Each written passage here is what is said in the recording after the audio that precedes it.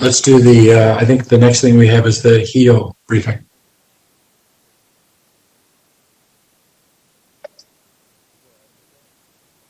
Yes, thank you, Mayor and council members. As we get our staff pulled over to start this presentation, just to note that this has been an important topic, the highest priority for our community and for our city and for city staff. We have put resources throughout our organization to make sure that we are not only responding to the resolutions from our council, but also to make sure that we are ensuring that we can do everything that we need to leverage additional resources that would be coming from the federal government. We know that there's that resolution that came a couple weeks ago, and we are actively pursuing different relationships and partnerships with our partners to see how we can all be coming together to come up with common strategies to address this critical issue for our community. I'm still seeing if our homeless strategy officer, Diana Gray, is on the line, and as soon as she gets moved over, we'll start the briefing for this topic. Thank you. Colleagues, we can't do the Daugherty Arts Center briefing on Friday, so we're going to need to pick that up today. So we're probably, manager, I'm going to do it before the personnel because I know we can move that if we're not going to complete that because we have to do the Daugherty today. So let's see how that goes. Is that okay? Mayor, that's fine, and I'll certainly have staff, as you know, the presentation isn't backup, and so to your earlier suggestion, if there's a chance to review that by any of the council members, but maybe we can go through the presentation in a faster time frame so we can get to questions and answers as soon and focus our attention on that. Okay. We'll still have a chance to go through that presentation. Okay, thank you. And here we have our homeless strategy officer. Good afternoon, Mayor and Council. So as Manager Cronk indicated, we'll be doing a briefing this afternoon on the planning process around the HEAL initiative, which Council approved in February. And really a higher level overview, and expect to come to you with some additional specificity over the next 30 days or so. And we'll talk about that a bit. This briefing is specific to the HEAL initiative. I know that time is tight today, but if you have other questions around some of the many other activities that are happening in the community, as City Manager Cronk mentioned, I'm happy to speak to those as well at the end of the presentation. So go to the first slide, please. So very quickly, I'm going to recap the resolution. I'm going to talk a little bit about the primary elements of the program design, the preliminary budget that we have developed, and then a little bit about what we think the timeline looks like, both in terms of the overall initiative. Council has directed us to do this on a fairly short timeline, but then also really what this might look like site to site. One of the other pieces of the resolution was a request that we come back with some recommendations, or at least initially some identification of strategies around encouraging voluntary compliance, as Council was very clear in its direction that the intent here was not to recriminalize camping in these sites, but rather to house folks by targeting encampments. And then, of course, we'll talk a little bit about next steps. Next slide, please. So fundamentally, the HEAL initiative, which is the Housing Focused Encampment Assistance Link, dedicates shelter and housing resources to people unsheltered individuals living in encampments. And the resolution explicitly directed staff to identify $3 million at least in the budget for these purposes. And I will say also that the most important piece of that is the permanent housing piece. We have also identified shelter, but the assumption there is that that shelter is a space that folks might need to be in on their way to their final placement, for which there will be resources. Selection criteria was identified for 4 sites, generally located in North, South Central, East, and in downtown. for us to identify those sites around some particular public safety concerns. The resolution directed us to formulate a collaborative effort around the HEAL initiative, which would include many of our partners both within and outside the city, the host team, Integral Care, ECHO, etc. The request is that the first 4 sites in phase 1 be completed in terms of housing having been offered and folks relocated to housing and or shelter within 6 months. And then the initiative is framed as an effort in which once everyone has been offered housing and shelter, those sites would then be designated as non-camping areas if they are not already, and that we would seek to implement some real inclusive public space management strategies and other relational strategies to encourage voluntary compliance there. And then finally, the resolution directs the Homeless Strategy Office to come back at a later date to speak to how we might prioritize future sites, future encampments for this type of intervention based on a wide variety of public health and safety considerations, and also recommends that we bring any potential changes to existing ordinance that might be needed in order to fully implement the initiative. Just because I don't think that we speak to it anywhere else in the presentation, I will say that we are not bringing any recommended changes to ordinance at this time. We believe that the existing ordinance allows us to do what we need to do. And so, that will be something that will certainly be top of mind as we go forward, but that is not something that is on a part of this briefing today. Next slide, please. So the HEAL initiative, as we've described it and framed it, I think really fundamentally consists of 4 things. The first is this very targeted outreach and relationship building at particular encampments, and that within the census or the residents of that encampment, there is an explicit and concrete offer of housing.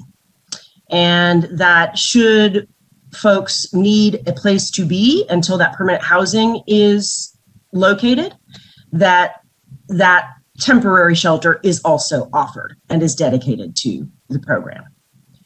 So in this particular scenario, we have a dedicated single site shelter is how we think that this will proceed, although there may be other temporary housing resources that are identified along the way. In terms of permanent housing, we anticipate that the primary intervention will be rapid rehousing, which is both housing rental subsidy and intensive case management that can be anywhere up to 2 years. Usually we talk about rapid rehousing programs being effective when we average around a year of supports for individuals as they then stabilize in their own housing. We would anticipate doing some diversion, which is that sort of lighter touch support that might reunite people with family or with other resources that are available to them, and acknowledging that we will have individuals who will fundamentally need permanent supportive housing, and that more robust and long-term subsidy and support. We will seek an explicit linkage there. We do not have in the budget here PSH funds, but I will say, because we have projects in the pipeline, we feel pretty comfortable that we will be able to create those linkages to PSH resources that are coming online. And then finally, as I said, really a focus on voluntary compliance, what we can do creatively to establish sites as spaces in which camping is not permitted, but that they continue to be welcoming to all Austinites, including people who are housed and people who are unhoused. Next slide, please. So in terms of the budget, right now, what we're looking at is a total of about $4.3 million. And what that covers for us are predominantly three things. One is the rapid rehousing cost that we've spoken to. This estimates about 100 people into a rapid rehousing program. We will know more as we move forward with the census of each individual site. It funds temporary shelter, the operation of a shelter. This is not a full year of operation. And so, at present, our thinking is that when we identify what our shelter strategy will be specifically, the assumption will be that shelter is functioning past that date, but that it wouldn't, unless we continue explicitly to dedicate it to the HEAL initiative, that it might be used for other purposes. And then we do have a line item here for encampment outreach and engagement, which gives us some flexibility in terms of making sure we have those street outreach teams available to go and build relationships and do the early work that is needed to prepare folks to frankly trust us that we are in fact offering them an opportunity that is real and that would help them be willing to make that transition into another location, be it shelter or permanent housing. So that total, $4.3 million, consists of $3 million out of the new $6.5 million allocation in the Austin Public Health budget for fiscal year 21, and $1.3 million that was in the budget originally for the operating cost of the South Austin shelter, which we ended up not pursuing. So we are repurposing those funds for shelter operations in this scenario. What is not in this budget, I think is important to say at this stage, is what happens after folks are moved into housing and we now want to reestablish the site as open to all. That could bear costs, and we won't know clearly what those are until we dig into each site, and it could vary pretty substantially from site to site. We do have some funding sources within the city that we're thinking about, but that will certainly be something that we'll need to come to you later, both with more information on and potentially identifying a need for additional resources. Next slide. So this is a summary view of what we think the overall initiative will look like. And I will say that we don't necessarily anticipate doing all 4 sites simultaneously. We think they will be staggered, but there will be overlap, particularly given the short timeline that we have. I think, one of our biggest challenges, which we are still working through, is just getting our contracts in place for our community partners. And so our hope is to bring those to council next month and get moving as quickly as possible. Once that happens, we should be ready in fairly short order to initiate the outreach and engagement process, the relocation to shelter. And I do want to point out here that the terminology here around relocation to shelter should really be attached to that next line, which speaks to housing case management, but also that permanent housing resource. So just to be clear that the relocation to shelter is not the end of that path, but it is potentially a stop along the way to permanent housing. The last 2 lines that you see here represent what happens after folks are rehoused. That we would be looking at how the space might be improved or reactivated after the encampment is no longer there, but also that we anticipate that there will need to be continuing outreach on site so that folks understand that we've gone through a process there and that the site is no longer available for camping. So this then is that pretty short 5-month time span from now through August. And the next slide then, if we can go there, gives a bit more detail about how we would anticipate moving through a particular process for a specific encampment. And I think here the balance is giving enough time for relationships to be built with the individuals in the encampments, to do that planning, and do, frankly, some of the legwork that needs to happen to get folks moving toward housing, but also completing the job quickly enough that folks don't begin to feel like, you're signaling something that may or may not ever happen, right? That we're able to actually offer folks those resources in the moment that they are willing to accept them, and that there is not a huge waiting period. So just in terms of the primary activities here, and I won't go line by line, there will be some initial engagement, but at some point we would do a census of the site and develop a by name list of who is in a particular encampment at a particular point in time. And I think the reasoning behind that becomes fairly, obvious that at some point these campsites can be fluid, right? And so we need to be clear about who we're engaging and the population that we're really focused on getting those resources for. Within a fairly short period of time, then, we would signal and develop a concrete plan for when folks would be moving off of the site, either into shelter or into permanent housing if possible, or in some cases, folks may opt to go someplace else. They may have another resource available to them. One of the pieces that we think is important, depending on where folks elect to go, is that we would make our Violet Keep Safe storage program available to them, because they may have belongings at their campsite that they are not comfortable taking to shelter with them, depending on what the facilities are there.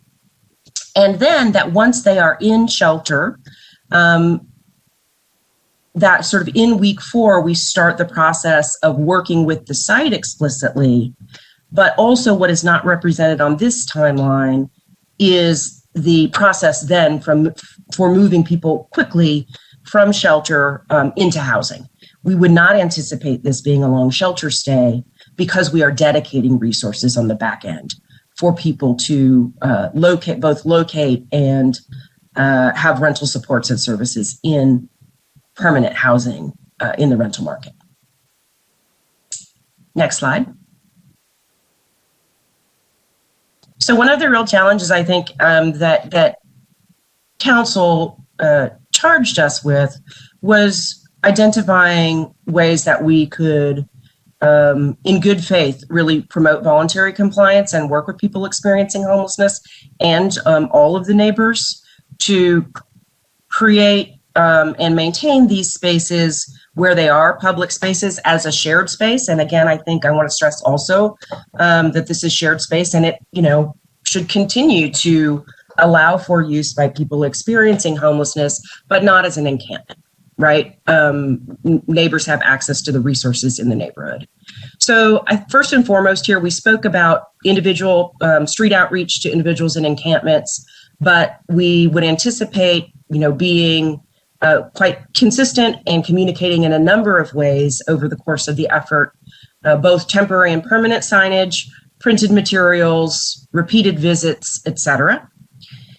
Once a site has been designated as unavailable for camping, then we would potentially look at the built environment, depending on what type of site it is and the desired use, and think about whether there are ways that we can improve that space that make it welcoming for all neighbors. And just as an example, the 2 of the sites that have been identified in phase 1 are a library and a park space. And so obviously the existing use and intended use of those are quite different and give us some different options in terms of what we might look at. Of course, there is landscaping, but we have looked at communities that have installed new site amenities that serve both the general housed community around the site, but also people who may still be unhoused with resources. looking at what the site looks like and what the sort of capital plan is. The other piece that we think is important, particularly in the short term, is activating that space with activities that signal its use going forward. And so that can be a variety of things. We can look at on-site services, so pop-up resources for a variety of purposes, whether that it constitutes health services for people experiencing homelessness or other community services, temporary art installations, community events, which we hope that as we continue to emerge from the pandemic become more viable and safer, and that those also can serve to rebuild a sense of community and ideally serve as a space in which both people experiencing homelessness and people who are housed in the neighborhood are able to interact in a positive way.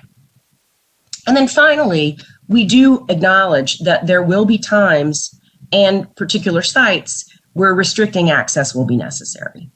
And so, I think that in some cases, as cleanup is occurring or as site improvements are occurring, probably, there may be some temporary fencing of some sort. But we will have other sites as we go through this process, whether it's in phase 1 or subsequently, where we identify an area that just truly is not safe for people to be occupying or even spending time in. And so in those scenarios, we'll work with whoever the jurisdiction or department is that has control over the particular site to look at that ideally as one of our last options. We really want to look at exploring and implementing as many of these creative, sort of more welcoming approaches as we can as we go through the process. Next slide, please. So, as I said previously, I think that next we are to come to council at least monthly with a briefing on HEAL, and the resolution speaks to potentially coming to Health and Human Services Commission meetings, which we will plan on doing, but in months where there is not a commission meeting, we're happy to come to work session as an alternative or to do it in both spaces, and that we are hoping on May 6th to bring one or more of the service contracts to council. So would hope that you'd be seeing those RCAs fairly soon.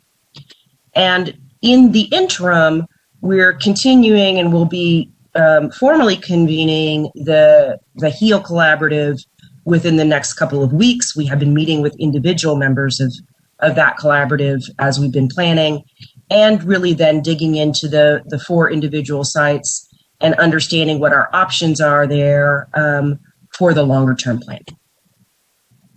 Next slide. And with that, I will take any questions you might have. Thank you very much for that presentation. Colleagues, the mayor stepped off the dais for a bit, so I'll take over for now. Anybody have any questions? Councilmember Kitchen? Yes, thank you. So let me say first, Diana, thank you very much to you and all the folks who you've been working with on putting this together. It's a very helpful presentation for us to understand where you all are in the process. And so I really appreciate this. I have to say to my colleagues that I'm very hopeful that this initiative will offer us a way to people to housing and services, and as you emphasize, to the path to permanent housing with the kind of support that people need to actually truly have housing and not just cycle back onto the streets. So I really appreciate that. I think that this is a huge opportunity, and I'm hopeful that the timeline you presented keeps us within the goal of the HEAL initiative that we passed. And I think it's the kind of timeline that will help us make sure that this works and that we learn from it. So So City Manager, I want to ask you specifically to take every step that you can to support Diana and her team. I know that you will, but I think it's really important to keep moving quickly. A lot of times what happens to us is it takes time to do this contract or time to do that contract. Just our regular processes as a city take time. So I'm asking you right here now publicly to commit to getting through those processes so that we can make sure that we stay on this timeline. Absolutely, Councilmember, and thank you for that. We, as you know, this has the attention of the entire organization, and specifically at the city manager's office level, we have a leadership team that can meet on a regular basis, and so we can cut through any of the issues that are arising as we get the plans moving forward and as Diana comes with these recommendations. And so we'll continue to problem solve, make sure that we are not having any things on our end, on the administrative side, get in the way of pursuing this agenda. So thank you for that. Thank you. This is truly, we're truly in what I consider to be an emergency situation in our community. And so, you know that steps take time, but we need to move expeditiously with the HEAL initiative. So thank you for saying that. And we can cut to the chase and get moving very quickly so that we don't have things like timelines slowing us down. So. Thank you, Councilmember Kitchen. Councilmember Renteria? Thank you, Chair. Diana, thank you for this report. This is long overdue. You know, my biggest fear has always been what happened in San Diego, where a guy intoxicated went off the road and hit a homeless encampment there underneath the bridge and killed some and sent some people to the hospital.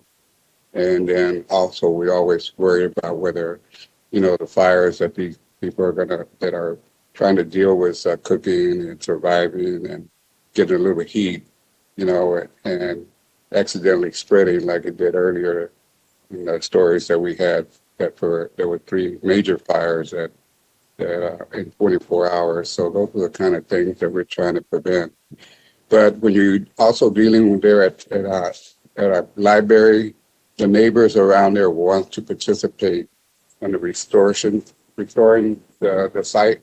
So let us know when that happens so that we can organize the neighbors and they're willing to volunteer their resources anytime when you're ready to when that actually happens, and they'll be more than willing to help out.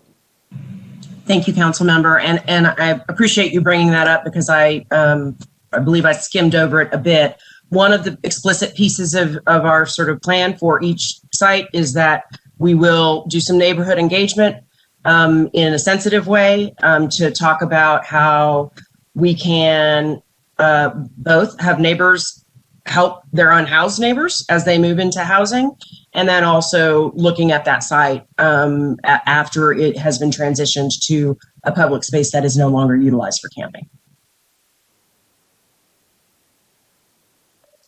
Thank you both very much. If nobody else has any questions, I'll go back to Councilmember Kitchen.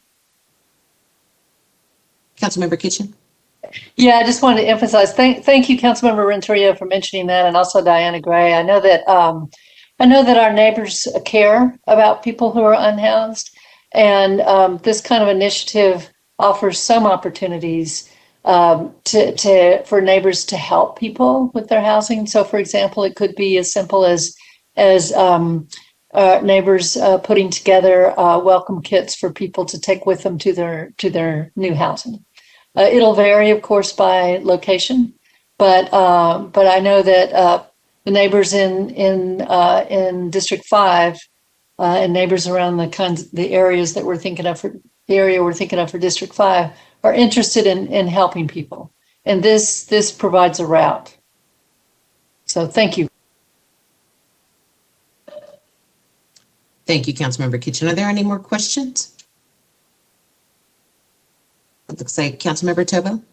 Yeah, thank you for this. And I appreciate too, Ms. Gray, the the work and the energy that you're putting into this, and just want to convey to the manager the speed at which I hope it will be undertaken. And so thank you for making it clear where you need resources and what kinds of resources will be needed. I am interested to know kind of how this connects to some of the information we've gotten back from the Parks and Recreation Department, who are also in response to several of the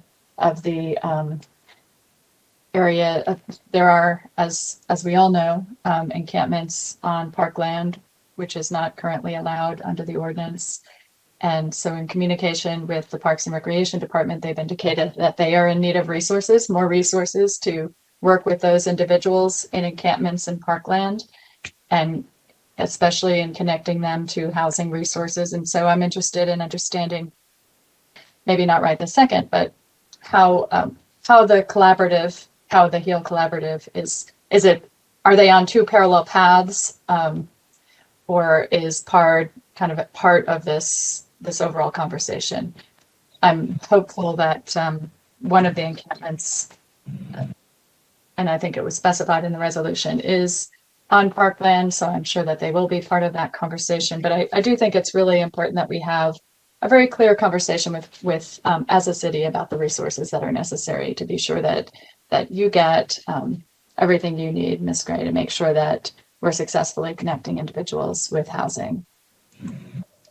Thank you, Councilmember. I'll just quickly, two things. One, I think specific to this process and the HEAL Collaborative as it stands right now for phase one. I think we do have some thinking to do precisely about what the interaction from a planning perspective is between sort of the social services side and the site side, particularly because we will have many entities, right, that have jurisdictional control, if you will, over a particular site. Having said that, there will absolutely be involvement, and for PARD, because so many of the sites are on Parks land, I would anticipate that being very robust participation. Director McNeely has been, I think, very anxious to work with us, and I think that those are other conversations we're also having in general about public space management. We hope that we get to a point where every encampment we have, we're able to dedicate housing resources to it, but we are also trying to understand how to better, provide services to the community in the context of what is right now a more focused HEAL initiative. So that's sort of the narrow look, but I will also say that in the context of two broad things that, are pending, and let me tell you, I'm anxious to have concrete outcomes from the summit for you guys. So I feel like we've been previewing it for a while, but we are going to, in the next couple of weeks, have some overarching goals for coming out of the summit. We are having a conversation as a community. I believe Economic Recovery will be providing a memo next Monday around potential priorities, specific uses of the American Rescue Plan Act. And I'm very cognizant as we go through those processes that it is not just about resourcing the social service side of it, but that our departments that manage these public spaces, right, have really been working hard with sometimes not enough resources to do that. So that is a conversation that I am very open to. Super, thank you. And I just want to let my colleagues know that our Health and Human Services Committee, which meets tomorrow, is taking on homelessness and housing as one of its primary areas of focus this year. And so we're going to continue this conversation tomorrow and talk about some of the other city initiatives that are going on as well, just to make sure that we're checking in regularly about progress on those fronts. Thank you both. I appreciate it. Councilmember Kelly? Thank you. And thank you, Diana, and your team for everything that you've been doing to work on this, to get the ball rolling down the street a little bit more so that we can have a solution for some of these areas that we've identified. I'm really encouraged by the plan you laid out today, because I think that in a lot of ways, we haven't really had a well-articulated plan to show the public with what we're doing. And I think that this really lays things out and it will allow us to see the progress that's going to be made. And for that, I'm really, really encouraged. And I hope that the rest of the community is as well. So thank you. And thank you to everyone on council who works super hard every day to ensure that we're getting things done in the community. It's really a wonderful thing, and I appreciate that. Thank you, Councilmember. Are there any other questions? I have a few myself, but I want to make sure to recognize everybody else. Okay, so I actually pulled up the presentation. Which slide is that? On the slide, I'm sorry, it's not on slide number 8. It talks about promoting voluntary compliance. And I get the communication strategies. I get the built environment component, reactivating the space. It's when I get to restricted access that I'm curious. What does that look like? What does the practical application of the restricted access look like? And then just generally speaking, much like, you know, some of our constituents call and ask about public spaces being encumbered, and recognizing that, you know, in their attempt to try to make a decision for how we move forward, some of the questions are about what's already illegal and not being enforced. In which case, I just have a lot of questions for them about if enforcement is not happening currently, then what provisions are available in the HEAL initiative that will ensure that enforcement will happen, number one. And then number two, just some general ideas about what enforcement looks like.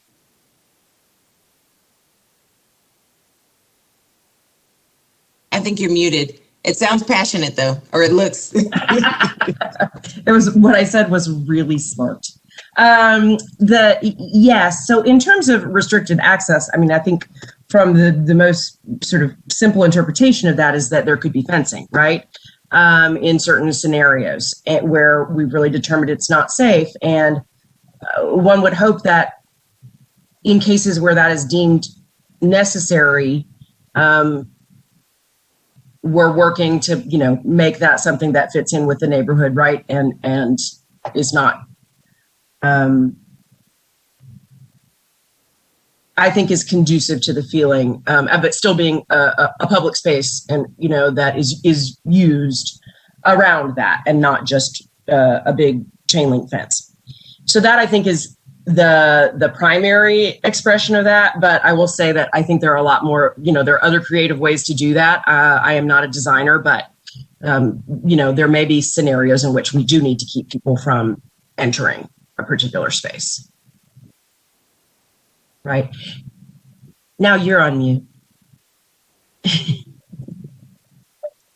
So in which case, I guess the extension of my question there would be, it would be very helpful for me to get some visual of what that looks like. So if there's some comparable initiative that has the restricted access in play, I mean, I would just like to see what that physically looks like. Okay. And how it does. I mean, I appreciate that you recognize. I'm trying to figure out what those barriers look like as you integrate them into communities. And then I also, you didn't say it, and so I'm reassured. But I'm also not supportive of architecture that's what do they call it? Aggressive architecture. That's pokey or spiky or, you know. Hostile I just architecture. wanted to make certain that that wasn't in the suite of options that we're considering. No, council member. I think that, you know, our goal would, again, be for the space to feel like an asset for everyone in the community, and not, you know, not signaling sort of rejection or marginalization of folks that we, you know, don't want to be in the space at all. I really appreciate that. And that's where I can absolutely agree with the intent. You know, everybody wants to be able to have equal access to all parts of the public spaces in our city. And so that is, you know, at the top of mind for me in terms of how we get through this process. We don't want to offer favor to any single population of folks. We want everybody to have equal access to all parts of town. In which case, I think the only other or the other question I had was about enforcement. Right. So the resolution itself explicitly directed us to come forward with non-citation, non-punitive strategies for encouraging compliance on a voluntary basis.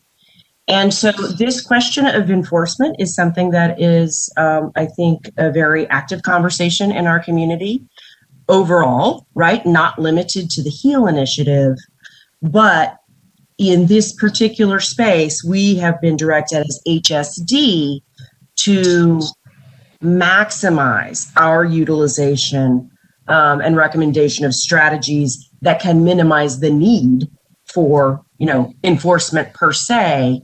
Having said that, enforcement is not within the division's function, right? And so I think that, that is a tough line that we as a community are going to continue to have to work through. But in terms of our planning around this, sort of where we go is, here are the ways that we can minimize the need for enforcement. And I think that the communication we had from council was, and I don't want to misspeak, so if I I want to make a misstatement here, was that the intent was not to recriminalize these, camping in these spaces. But fundamentally, in those places where it is already in violation of the ordinance, right? For example, in park lands, I do think that there is this much larger conversation about, how we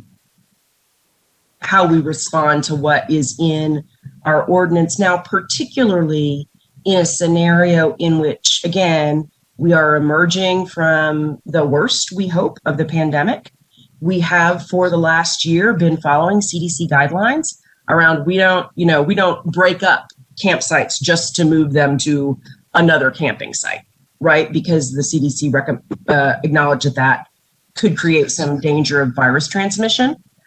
So I don't know that I have quite the answer you're looking for, but I think we are focused in this initiative very, very clearly, as per the resolution, on identifying some strategies that we will implement to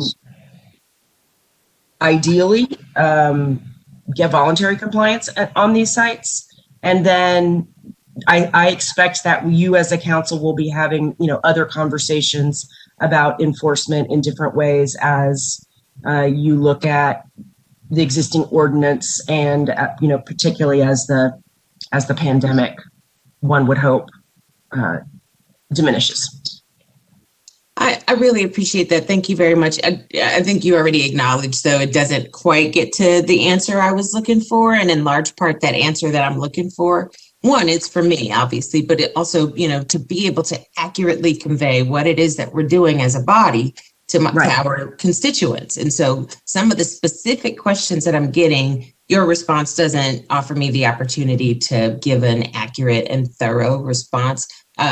The District 1 constituents that I'm hearing from about the HEAL initiative that are asking for me to elaborate and what does it mean under these circumstances. And, one of the specific questions I receive often is, cops don't do anything about people camping in places where it's prohibited now. What difference is this going to make, and what's the relationship between the people bringing forward the HEAL initiative and executing and PD, who's supposed to be enforcing, prohibitions on certain spaces being occupied, in which case that's really a lot of what I'd like to be able to answer sooner than later.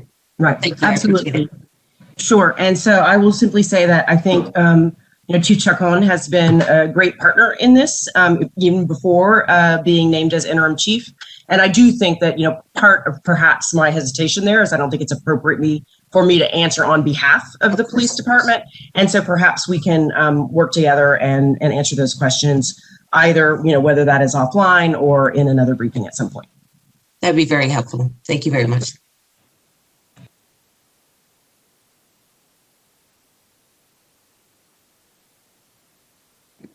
Mayor Pro Tem, I have a I'm sorry, I just assumed you were back as the chair, Mayor Adler. But I think it was Councilmember Poole and then Mayor Adler. Thanks. And I wanted to make sure I was remembering correctly. Diana, one of the reasons why it looked like there was no enforcement or anything was because of the concerns that with the pandemic, and we were trying to follow the Centers for Disease Control recommendations or guidance not to disrupt, right? And that gives us the time that we needed in order to identify where other places, safe places with resources would be for these folks. And I think and that's what I have been telling my constituents when they ask me, why do we still have people camping when you guys are making every effort to find them housing and resources? And I remind them that being in the pandemic has limited our ability to relocate and find good places for folks. So I know we're all really hopeful that in the next few months that all of that will change, and then we'll have better opportunities and safer places for people. And that's certainly my fervent hope. And I think the folks in my district and probably all around the city share in that concern. Thanks. Mayor Adler? I appreciate the presentation. I'm going to have to go back and see the moments that I had to step off the dais and missed. But I'm still real proud that this is the number one priority of the city and the priority of the council. I think it's the issue that I hear the most about when I talk to people in and around the city, and proud to be part of a city where I think most people recognize that we don't solve the challenge of homelessness by moving people around. And if we move them from one place without actually giving people a place to be that's healthier and safer, then we haven't accomplished anything. We just follow them around, like around the city, and people don't want to do that. And proud to be in a city where people don't want to send people back to the woods and to the streams where it's even less safe than where they are now. And I can only thank God that the fires that we saw weren't happening in the middle of the woods somewhere, or in the area where there was a lot of tinder and with the associated challenges that would have arisen had those fires occurred in that kind of place.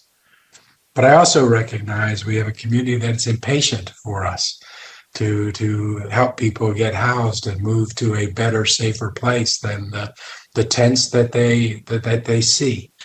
And we do have ordinances that already suggest where are healthier, safer places to be than not, and ways for us to better manage shared public spaces.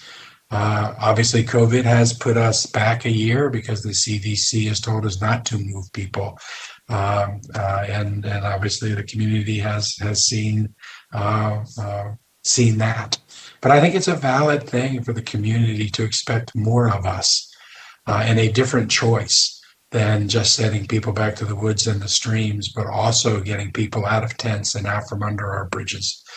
And I'm encouraged with the HEAL resolution. Thank Councilmember Kitchen and our sponsors for this pushing this forward, and it's consistent with action that the council's, I think, been trying to take in lots of different ways for the last year and a half, because we have to do a better job. I'm anxious to see, Diana, what you and the Chamber and DAA and ECHO and Austin Justice Coalition and Homes Not Handcuffed, what everybody comes back with at the end of the summit. I think the community wants to know two things. How do we actually meet this challenge? What's that implementation schedule? How long is it going to take? What are the benchmarks along the way to see that we're actually making progress? And what does it cost? And my sense is, from looking at these numbers and the other numbers we've heard, this is a big number if we're going to actually meet this challenge over a multi-year period of time. But we need to know what that number is, so we can start seeing if we can marshal to that. Obviously, a bigger challenge. This is not a city challenge. As Councilmember Poole said in the last meeting we were in, this is bigger than the city, it's bigger than the county, it's bigger than any of the organizations. It is everybody. It is philanthropy, it's the volunteer groups, it's everybody who's working on this anywhere in the city working together. But we need that implementation schedule, we need the benchmarks, we need to know how much it costs. And then we need a shorter term plan that actually has us working with people in encampments and getting them into homes in a way that the public can see and the community can see, so that it builds faith and so that the public knows this is something we can do, so they can see the progress that the community makes generally in meeting this challenge.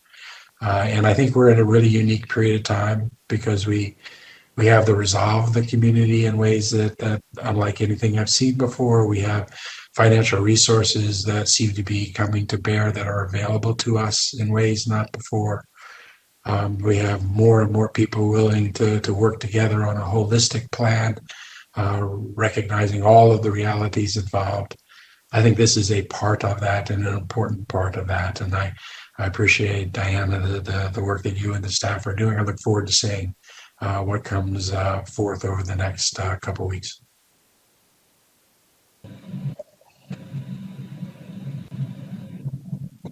Councilmember Kitchen?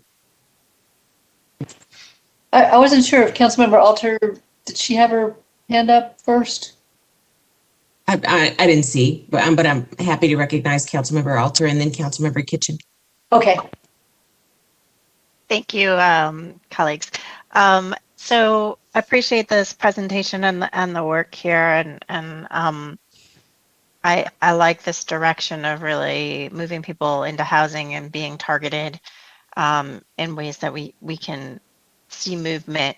I wanted to ask Diana if you could speak to the timeline beyond sort of implementing these 4 sites and what that process looks like, to the extent that you've thought about it, for when we may be able to look at other areas.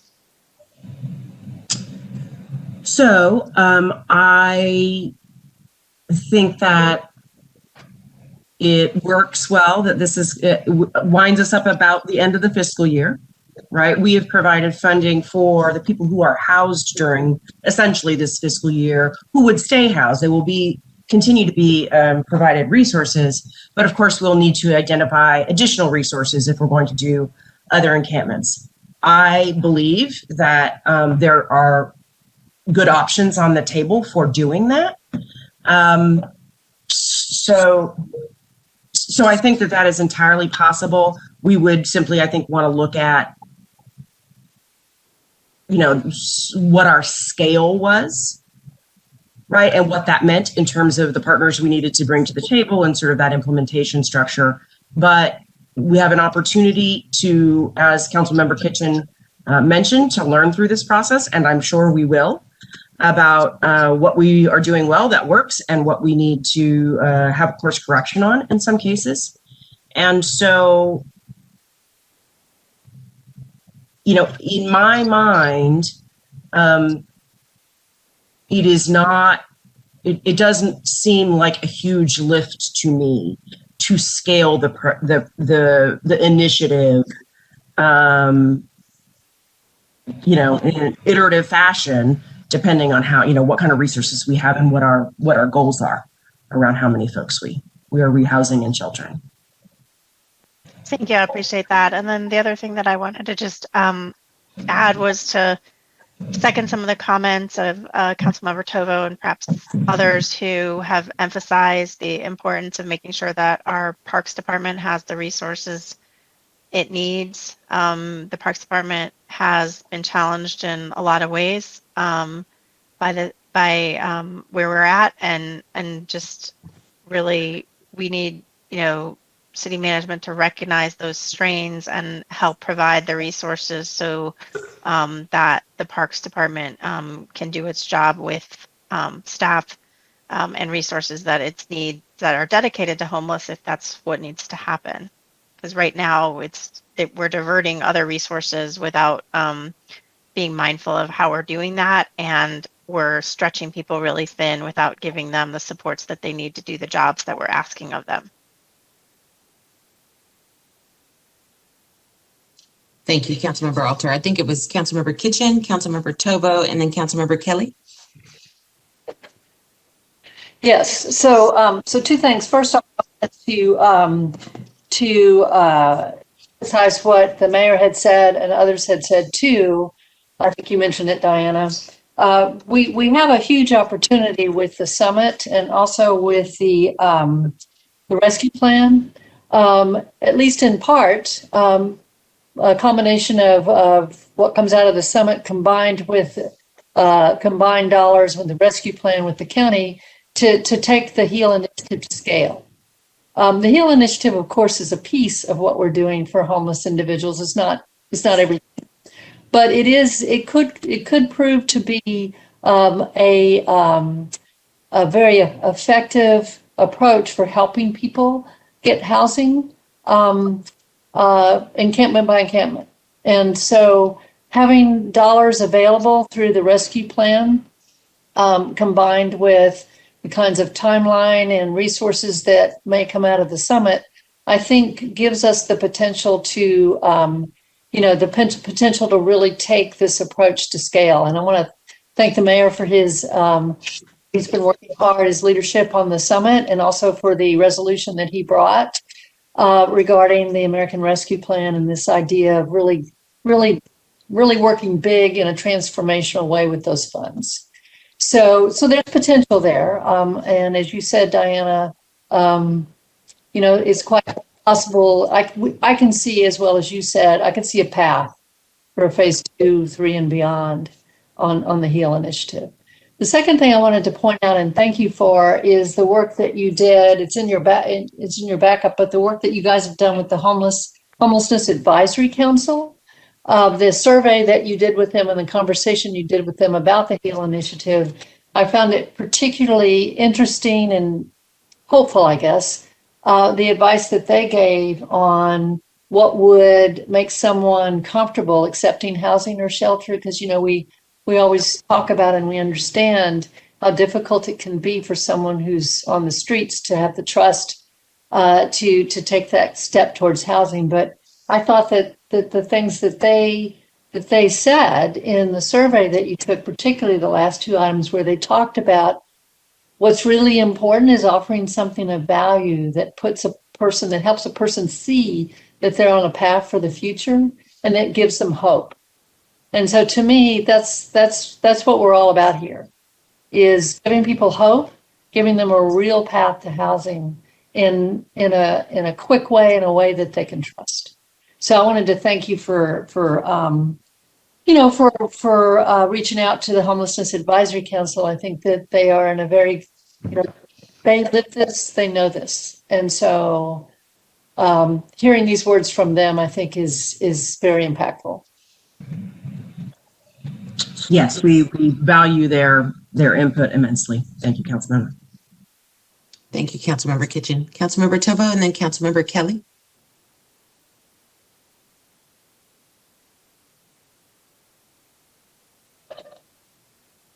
I can't tell if Councilmember Tovo is moving. Oh, she is. Councilmember Tovo, and then Councilmember Kelly. Thanks. So I just want to highlight that I think we're also going to need to have a conversation about whether PARD needs resources and what our plan is. And perhaps, Ms. Gray, you can help us with this. We've talked, it's come up among several of my colleagues today that there are encampments on areas where we have, as a council, agreed there should not be encampments. And I think we need to probably have to have a council conversation about what are our staff's recommendations for approaches. After HEAL, we have HEAL moving forward, connecting individuals with housing resources and social services in some of those areas which have now grown to be encampments. But if you look at areas, for example, along the hike and bike trail, that is a relatively recent encampment. And so I am interested in hearing recommendations, not today, but recommendations about what is an appropriate and humane and person-centered response when we see individuals beginning to camp in a location that is where it is not permitted. And I do agree that part of this is about what we expect of our Parks and Recreation Department, who are, this is well out of their wheelhouse to be working with individuals who are experiencing homelessness and trying to connect them to resources. And so, Manager, I know you and I have had multiple conversations about this, and I am still a bit uncertain about kind of the thought that went into how the CDC guidance applied to new encampments. But I do think it's a conversation that we should get recommendations from our professional staff about, and potentially, if it's necessary, have a conversation among our council. Thank you.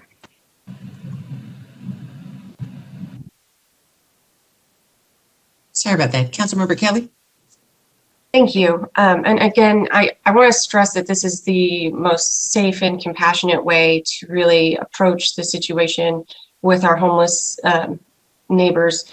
I did want to ask a question about how this might change, or if we've considered how this might change pending the results of the election in May, with Proposition B coming up, or if we would continue to utilize this as a solution depending on the outcome. If you could maybe explain that a little bit. I've been getting questions about it from constituents.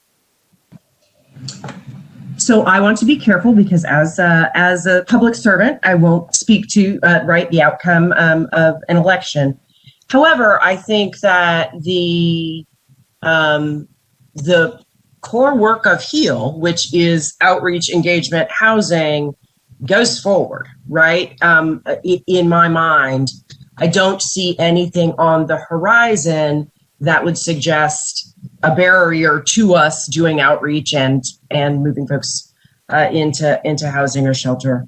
So, what I will say is, in general, that I think we recognize that this is a very, very important and significant first phase for us, but that we have a much larger challenge, right, that we intend to tackle long term, and we will respond and are happy to make recommendations to council in whatever larger policy environment we find ourselves in.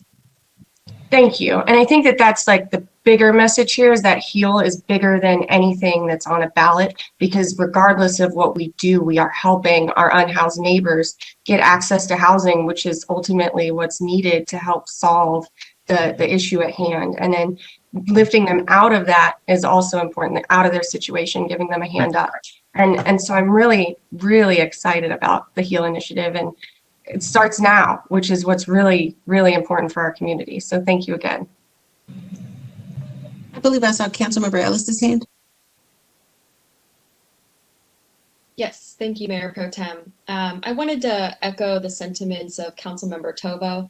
I had mentioned earlier in another meeting and just wanted to kind of repeat what I had said, but understanding that the camping in the park spaces has never been allowed, and trying to understand that enforcement, knowing the pandemic is a difficult time. I still am fearful that there could be inadvertent spreading of the virus between different populations, whether people are housed or not, and would hate for a lot of the people on the trail to be bringing, a virus into that community. And likewise, people who don't have necessarily all of the tools to use to make sure that they can keep themselves healthy aren't spreading it among each other. And so I know it's a really delicate balance of trying to keep people safe and access to public space, but I do think that upholding the rule that has always existed, which is not camping in designated park spaces, is really important for us to be able to understand how we're going to navigate that going forward.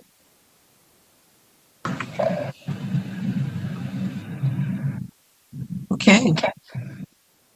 Is that all the questions we have? If you're open to it, Mayor Adler, I'm happy to hand you back the gavel. I'll take it. Pio, did you want to say something? Yeah, just a fast comment that, with the vaccine coming out, and I believe by summertime, a lot of the economy is going to open up, and there's going to be a lot of more job opportunities. So, I feel like if we are working with these homeless, put them in a situation where they have a place to stay, that we'd be able to help them a lot more sooner, getting jobs jobs opportunities out there. There's going to be a lot of job opportunities, so I'll be able to get them, find them employment and have them move on with their life where it becomes successful and sustainable. So, you know, I don't feel like it's just going to be a doom type situation. And, you know, my biggest concern, if you're going to be running people back into the woods, especially there in West Austin, where potential fire hazards, you know, with all the cedars out there, you know, we might find ourselves in a bad situation. So, but having the opportunity to have them there right in front of us and being able to know that there's going to be a lot of jobs out there. There's going to be a lot of need for workers. So I think this can come out as a big win for the city. That's a good point. I'm sure we'll talk about this later. I was talking to Tamara, who's the executive director of Workforce Solutions, and she was talking about the initiative that we as a council have asked them to do along with the county, getting people to those unskilled jobs with that kind of rapid training. And I asked her if they had people in that program that self-identified as experiencing homelessness. She said yes. I asked her what the success was of actually taking that cohort of people and getting them into a job that paid a living wage. And she said it was 65% successful. And I think we need to find those opportunities as we're dealing with increased mental health support and substance use support. But to your point, Councilmember Renteria, jobs, I think a big part of that. And hopefully this is a conversation we can be having with the county. Concerns our joint allotment of the federal dollars. Anything else on this before we move to the next item? Yes, Councilor Ellis. I'm really glad you brought that up, Mayor. And I'd be remiss not to talk about the good work of the Workforce First program too, which is specifically around park spaces. And so I will be advocating for them to have a little bit more of the budget money this year rolling forward. I know a number of us have wanted that to happen in subsequent budgets that we've dealt with. And so there's a lot of good groups doing that work and we really appreciate it. Okay. All right, guys, it's 10 till 3. Let's move on.